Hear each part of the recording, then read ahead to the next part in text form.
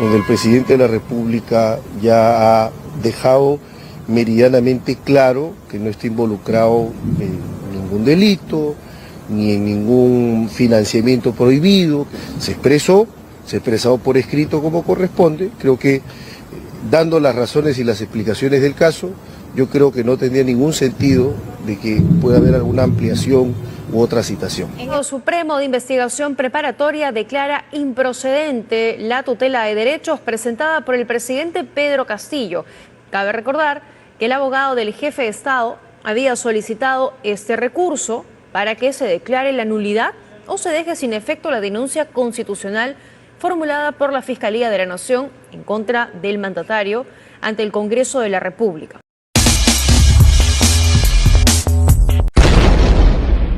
Benji Espinosa perdió el caso, no pudo salvar a Castillo y está desesperado. Y es que el Poder Judicial le negó y declaró improcedente la tutela de derecho que presentó el abogado del presidente Castillo, que buscaba anular la denuncia constitucional que la fiscal de la Nación le interpuso al mandatario. Esta noticia derrumbó a Benji y lo puso a llorar. Tenemos lo último. Juzgado Supremo de Investigación Preparatoria declara improcedente la tutela de derechos presentada por el presidente Pedro Castillo, investigado por la Fiscalía de la Nación por los presuntos delitos de colusión y crimen organizado.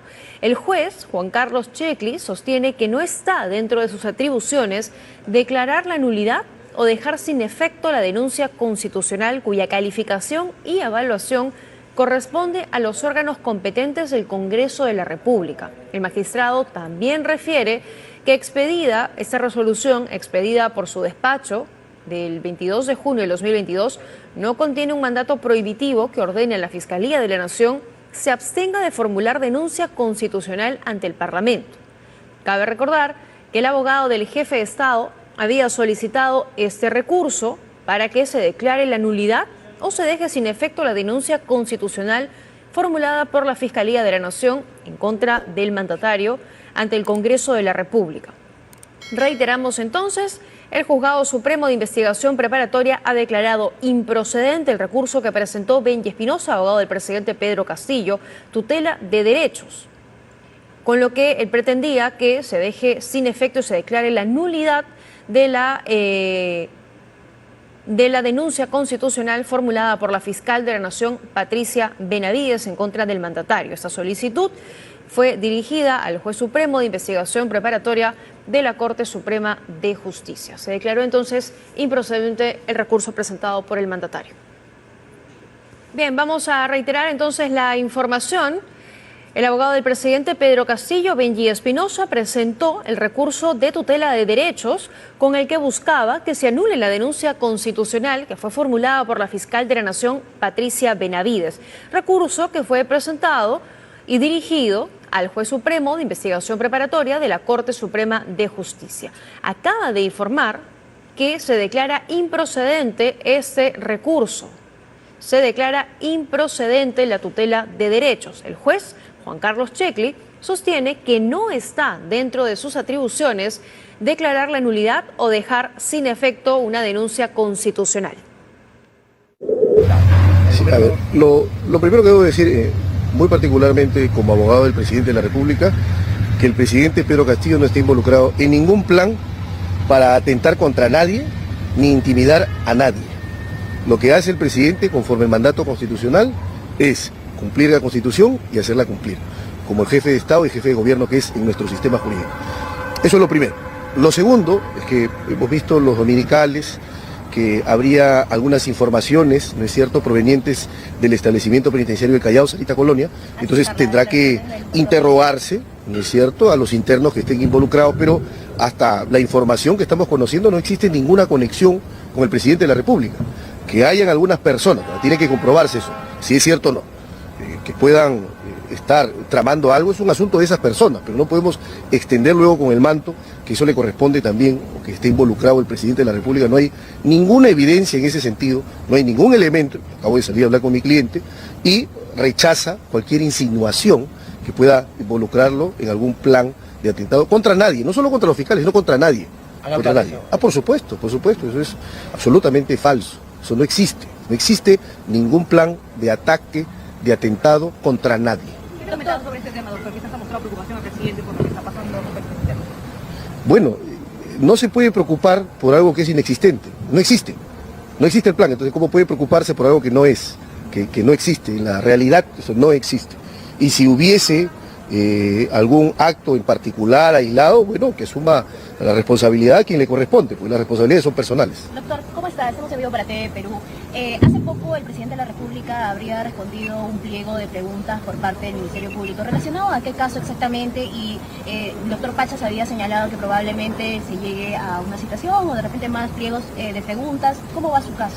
Bueno, contestó un conjunto de preguntas en relación al caso que denominaron en su momento dinámicos del centro, donde el presidente de la República ya ha dejado meridianamente claro que no está involucrado en ningún delito, ni en ningún financiamiento prohibido que podría haber habido en la campaña electoral, por la razón sencilla de que el presidente de la República, como es conocido por todos, ¿no es cierto?, gana las elecciones por un partido y finalmente ha decidido, ¿no es cierto?, apartarse del Partido Perú Libre. Entonces, él no tiene mayor militancia, ni ha sido, digamos, un correligionario, alguien que ha estado de manera permanentemente ahí, ¿no? Entonces eso ya se expresó, se ha expresado por escrito como corresponde. Creo que dando las razones y las explicaciones del caso, yo creo que no tendría ningún sentido de que pueda haber alguna ampliación u otra citación. En este caso no se allanó a su derecho de guardar silencio, ¿no? No, ha declarado como testigo, ¿no es cierto?, ha expresado lo que conoce, porque recordemos que el testigo declara sobre los hechos que le consta, que conoce. Entonces se ha descartado que podría estar involucrado en algún ilícito y ya se colaboró con la justicia en ese extremo. Y el hecho que se haya incluido a un nuevo ministro en esta investigación en la que está inmerso su cliente, ¿cómo lo ve también el presidente, ¿no? Hablo del ministro Sánchez. No, en particular no hemos tocado ese tópico, pero creo que el ministro Sánchez tendrá que designar a su abogado y tendrá que hacer la defensa como corresponde. Cuando se abre una investigación o se incorpora una persona, lo que corresponde es apersonarse a la carpeta fiscal, designar un abogado defensor y articular una estrategia de defensa para poder negar eventualmente los cargos como corresponden en todas las investigaciones fiscales. ¿Y el tema de traición a la patria que se va a ver? Lo de la traición a la patria es, déjenme decirlo así, con todos los términos, es un mamarracho jurídico. El informe Soto es un mamarracho jurídico. La denuncia que motivó ese informe es un mamarracho jurídico. Todo lo que se vino haciendo hasta ahora, el caso de traición a la patria, es un mamarracho jurídico. Porque quiero que me entiendan algo. Primero porque la denuncia inició invocando una norma derogada. La norma derogada es una norma que el derecho ya no existe. Este es como que si quisiera hacer andar a un muerto, eso no se puede. Segundo, porque traición a la patria hay cuando lo que se cede es soberanía o territorio. Y de la entrevista en CNN, en ningún momento hay alguna declaración orientada a ceder soberanía o territorio. No la hay. Que una declaración te pueda gustar o no, te pueda parecer simpática o no, puedes estar de acuerdo o no, es una cosa distinta. Pero de ahí a criminalizar una declaración, eso es absurdo. O sea, no se cumplen con ningún elemento del tipo de traición a la patria. Y acá no van a venir los argumentos de que el Congreso de la República es un foro político. No es que solo importan los votos. Primero importa la tipicidad. ¿Hay tipicidad de traición a la patria? ¿Se reúnen los elementos mínimos para hablar de traición a la patria? No. Entonces, si eso es así, el destino de ese informe debe ser la improcedencia, el rechazo, porque estamos frente a un mamarracho jurídico. Disculpe la expresión, pero no encuentro otra expresión o no encuentro algún otro argumento para poder expresar en realidad cómo un dislate, cómo un disparate jurídico puede avanzar tanto. Doctor, y respecto al caso de la primera dama, el Poder Judicial ha emitido el trámite de apelación de la Fiscalía para poder dictar estos 36 meses de impedimento de salida del país.